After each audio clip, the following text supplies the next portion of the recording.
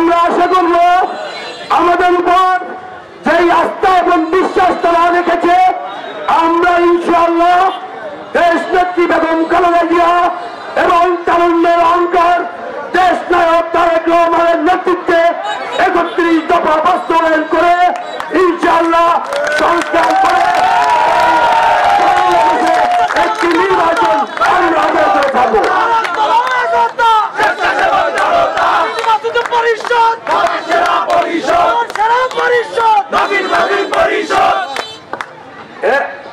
আমি আবারও কেন্দ্রীয় নেতৃবৃন্দ আমাদের উপর যে আস্থা রেখেছে, আমরা আশা করব আমরা আপনারা প্রতিটি নেতা কর্মী আমাদেরকে সাহায্য করবেন। আপনারা যদি আমাদেরকে সাহায্য সহযোগিতা না করেন, আমরা স্বেচ্ছাসেবক দলকে একটি মডেল দলে পরিণত করতে পারবো না। আমরা চাই ভোলা জেলা স্বেচ্ছাসেবক দল একটি অনুকরণীয় দৃষ্টান্ত হয়ে থাকবে ইনশাআল্লাহ।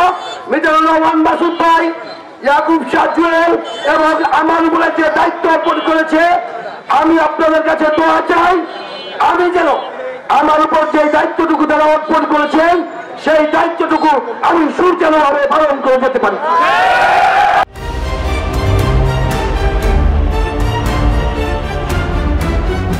পরিবর্তনের লক্ষ্যে বাংলাদেশ জাতীয়তাবাদী দল বিএনপি এবং এর সকল অঙ্গ ও সহযোগী সংগঠনকে জনসাধারণের প্রক্রিয়া লক্ষ্যে সারা বাংলাদেশে কমিটি নতুনভাবে পুনর্গঠন এবং গঠন করা হচ্ছে।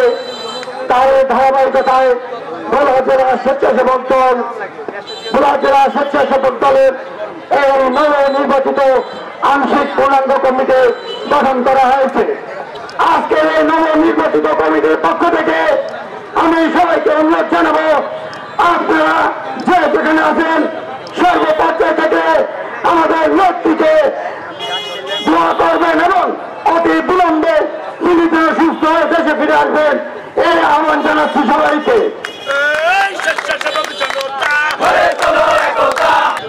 আব্দুল রহিমকে নম্বরে মিছিলের ওপর গুলি করে হত্যা করা হয়েছে, সেই ইতিহাসটি আপনারা ভুলে গেছেন? আপনারা কি ভুলে গেছেন? ছাত্র দলের বিপ্লবী সভাপতি জনাব নূর আলমকে গুলি করে হত্যা করা হয়েছে এই বিএনপি চত্বরে। আপনারা কি সেটা ভুলে গেছেন? আমরা সেই স্মৃতি কখনো ভুলতে পারবো না। আহত আছেন আরো অনেক বিএনপি নেতা কর্মীরা। আমরা হত্যাকাণ্ডের উপযুক্ত বিচার চাই, কি চান না? আমরা বিচার দাবি করে নেতৃবৃন্দ আজকে এই স্বৈরাচারের দোষরা কোথায় আছেন?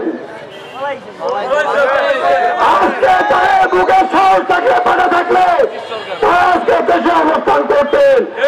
আজকে লুট করে তারা দেশে নেই, দেশকে নিয়ে তারা